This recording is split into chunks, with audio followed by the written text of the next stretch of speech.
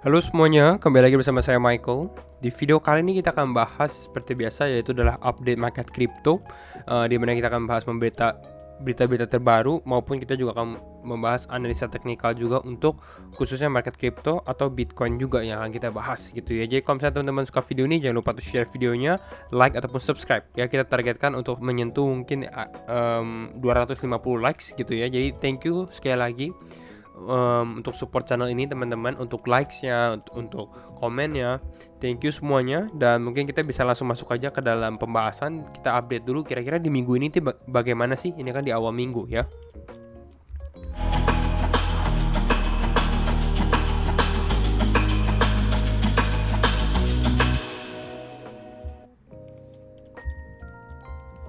Ya, kalau kita perhatikan untuk market crypto sendiri, kalau kita perhatikan, Bitcoin sudah mulai mengalami pelemahan. Kita sempat membahas skenario di mana Bitcoin mulai ada pelemahan di sini di critical level untuk kripto. Kita sempat bahas hal itu juga.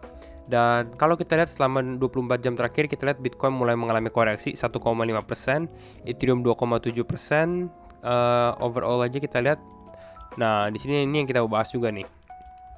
Nah, untuk yang mengalami penurunan ini ada Blur turun 9%, Gas turun 9%, FTT, Mina. Jadi ya rata-rata altcoin sebenarnya mengalami penurunan gitu ya. Namun ada beberapa yang justru menarik. Ini makanya teman-teman lihat nih, Terra Classic atau USDC ini naik 300%. Lunsi juga naik 46%, Luna juga naik 22%. Ada apa sih dengan ekosistem Luna lagi gitu? Apakah bisa mulai naik kembali atau gimana? Mungkin nanti kita akan ada update-nya, video update khusus gitu ya, karena memang kita lagi covering beberapa analisanya dulu, data-data yang ada ya.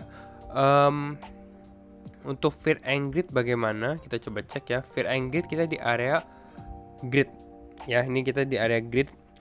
Ini untuk di US market, sedangkan kalau kita lihat di crypto market juga grid gitu ya. Jadi ya sama-sama greedy juga. Dan memang udah lama kita nggak ke posisi ini nih. Jadi kita akan lihat nih apakah minggu ini, karena saya rasa kalau market drop mungkin ada potensi kita visit area 40-an ya, 40 di area Fear and Greed gitu. Nah itu mungkin akan menjadi opportunity untuk teman-teman mulai cicil kripto-kriptonya lagi. Kita lihat untuk minggu ini sebenarnya ini nggak terlalu banyak nggak terlalu banyak data yang akan keluar. Kalau teman-teman di sini kita clear kita untuk Amerika. Nah ini kalau teman-teman lihat ini nggak terlalu banyak data yang penting yang akan keluar di minggu ini.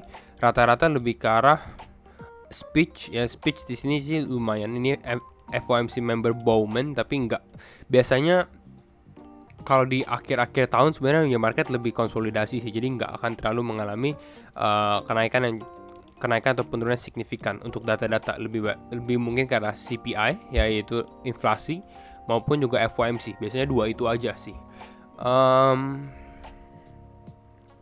Ya paling di sini ada initial jobless claims, mungkin ini akan menjadi sedikit penting gitu ya. Tapi overall sebenarnya data sendiri kalau kita perhatikan nggak terlalu signifikan kalau menurut saya. Ini kan habis Thanksgiving juga di Amerika gitu ya. Jadi ya mereka mungkin ada tendensi lebih slow lah. Nah kalau kita lihat untuk analisa, sebenarnya kalau kita lihat untuk data khususnya untuk altcoins yang memang yang lagi hot itu adalah Luna ecosystem, khususnya USDC. Ini USDC mengalami kenaikan signifikan sekali. Ini dalam satu hari naik 461%. Ya bahkan kalau teman-teman tahu beritanya, ini kan USDC mengalami kenaikan nih. Ini dari TNUT gitu, dia naik 461%. Binance juga mereka listed juga USDC gitu ya ke futures trading, yang mungkin ya untuk mendapatkan trading volume juga. Biasanya yang lagi naik-naik gini nih gitu ya, orang-orang malah suka tradingin hot gitu ya. Tapi ya harus berhati-hati teman-teman. Kita mungkin nanti kita buat video update juga mengenai Luna bagaimana. Udah lama kita nggak revisit ekosistemnya gitu ya setelah semenjak crash. Jadi mungkin nanti kita akan coba bahas apakah sebenarnya dia masih berpotensi atau enggak gitu. Nah tapi untuk yang namanya fundamental update, menurut saya ada satu yang penting, justru ini, yaitu apa? Yaitu adalah Cosmos. Cosmos, kalau teman-teman lihat Cosmos itu tokennya Atom ya.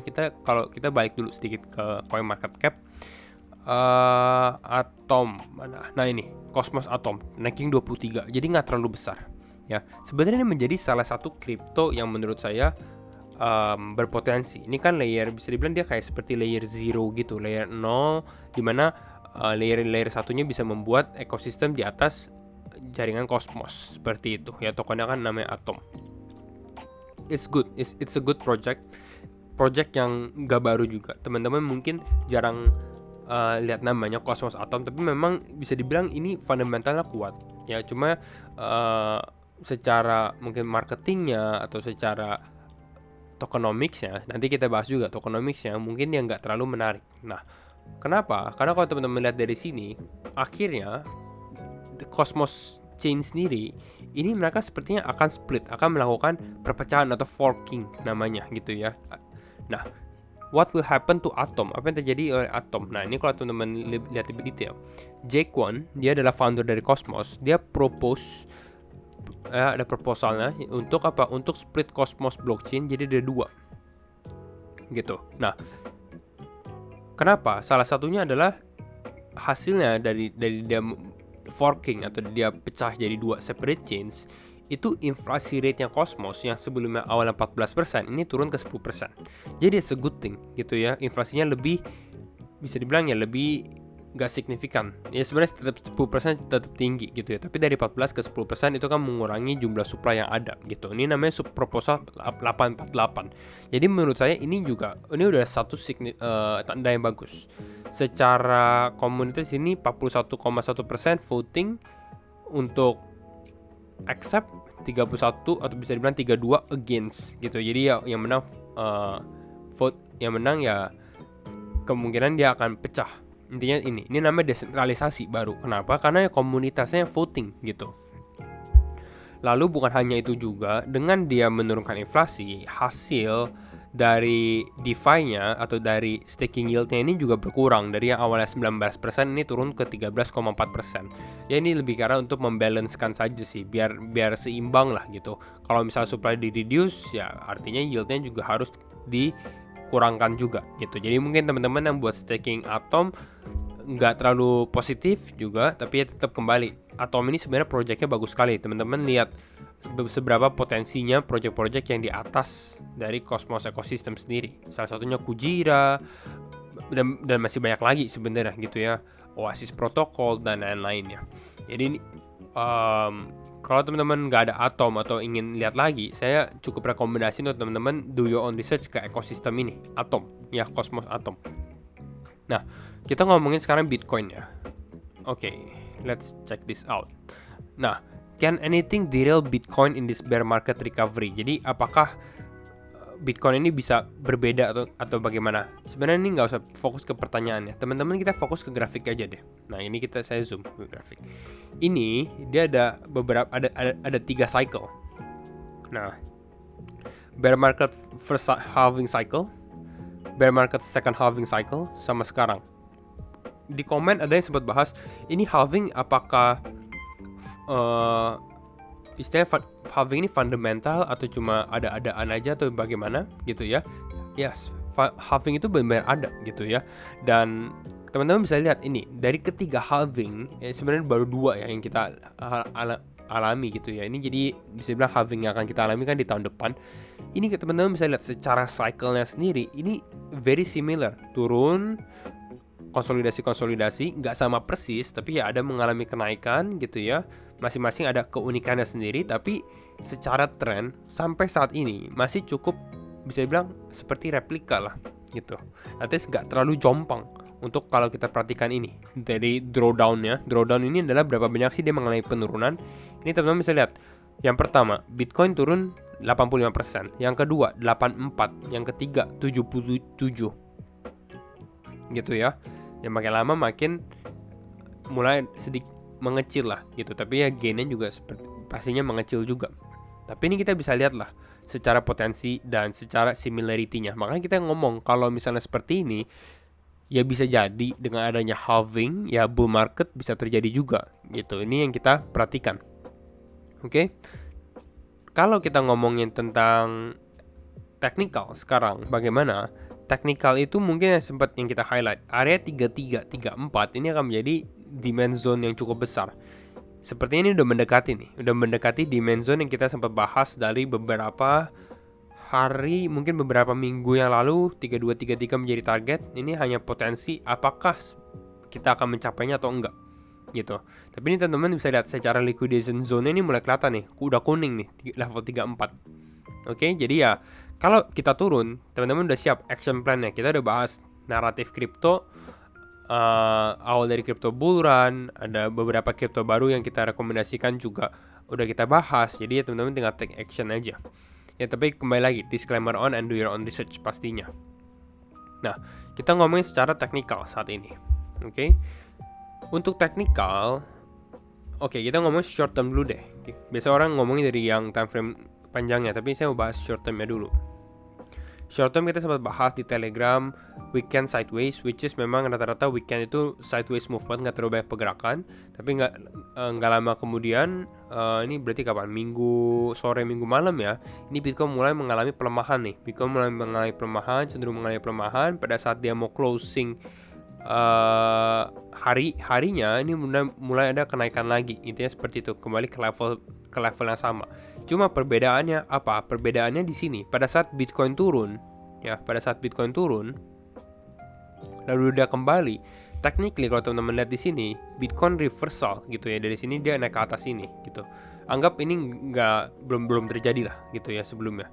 Reversal di sini, Bitcoinnya mungkin masih holding range.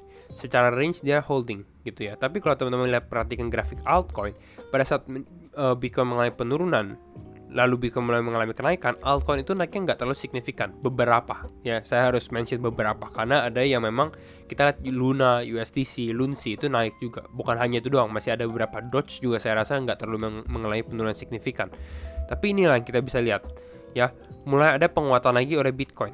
Ya saya rasa Bitcoin dominance pun ada sedikit mengalami kenaikan juga. Lihat dari time frame 120 menit. Nah, lihat ya, ada mengalami sedikit kenaikan. Ini pada saat Sunday kemarin, hari Minggu gitu ya. Nah, balik lagi ke sini. Jadi untuk saat ini ya cukup susah sebenarnya kalau untuk menentukan altcoin mungkin yang potensi untuk di long. Ini untuk secara short term trading aja gitu ya. Nah, ini saya sempat share juga di grup. Ini sempat ada possible trap, memang ya bisa kita lihat ini bisa dibilang dia seperti fake breakdown, boom, langsung diangkat naik lagi gitu ya. Nah, kita melihat potensi sebenarnya untuk dia opening, kalau openingnya strong kira-kira seperti ini. Ini untuk opening New York Stock Exchange atau market Amerika mulai open gitu ya. Tapi terjadi Bitcoin turun terus gitu. Dan ini kita sudah sempat share juga, udah invalidate lah teori atau kita lihat prediksi kita, analisa kita seperti ini, invalidasi. Dan sekarang saat ini sebenarnya masuk ke dalam demand zone. Jadi kalau kita lihat di time frame lebih luasnya, ini kita Bitcoin masih terjun gitu ya, tapi ini udah berada di kisaran demand zone di sini gitu. Secara tren masih strong juga. Ini teman-teman bisa lihat, ini nggak bisa dikatakan weakening gitu ya. Ini ya dia turun gitu ya, tapi ya belum break trendline yang putih ini. Istilahnya ya masih bisa berlanjut naik lagi, atau bahkan kalau Bitcoin ke 38.000 pun saya masih bisa lihat masih ada kemungkinan. Lihat sih di sini dia naik dulu baru mengalami penurunan. Kenapa seperti itu? Karena kita mau lihat sebenarnya kalau Bitcoin mau ke 33, yang saya perhatikan pasti yang trendline ini nih, yang warna putih ini. Kalau dia udah break, mungkin saya cenderung mau seperti itu. Ya saya juga mau sebenarnya Bitcoin drop dulu. Kenapa? Karena ini akan menjadi kesempatan, bisa jadi kesempatan terakhir untuk teman-teman mendapatkan harga altcoin yang sedikit lebih murah lah dari harga sekarang. Intinya seperti itu, gitu ya. Tapi kita lihat apakah market akan memberikannya atau enggak. Karena selama ini kita lihat Bitcoin walaupun turun, trendline ini masih strong, masih holding the line lah istilahnya seperti itu. Jadi ini yang kita mau perhatikan. Tapi ini udah mendekati lah gitu ya. Nah, kita akan lihat untuk overall sebenarnya saat ini dia di posisi 3679 atau bisa dibilang 36.800. Saya rasa kalau di area ini dia mulai sedikit bounce, ini mungkin bisa terjadi. Mungkin potensi di sini kita lihat juga exponential moving average 20 dan 50-nya ini udah hampir mau crossing gitu seperti ini. Bisa dijadikan mungkin Bitcoin konsolidasi, mungkin kalau naik mungkin ke area kisaran area ini. Sorry. Ada garis nggak ya? Nah, di sini. Ini mungkin akan menjadi target saya, yaitu kisaran 37.100, 37.200. Ini akan menjadi kisaran area potensi Bitcoin sedikit mengalami pullback ke atas dulu gitu. Jadi ini short term aja, ini naik cuma hanya sekitar 1%, mungkin testing kembali. Tapi kalau udah mulai moving average-nya crossing di sini, ya ini cenderung down gitu ya, cenderung mengalami penurunan juga. Karena satu hal mungkin yang kita bisa lihat ya, selama tren ini bertahan ya, tren yang kita lihat putih ini bertahan, exponential moving average 20 dan 50-nya nggak pernah crossing, belum crossing nih. Lihat di sini. Bitcoin drop, ini nggak crossing, oke? Di sini hold the line juga, ini mau turun nggak crossing juga. Nah, ini kita lihat nih. Di sini.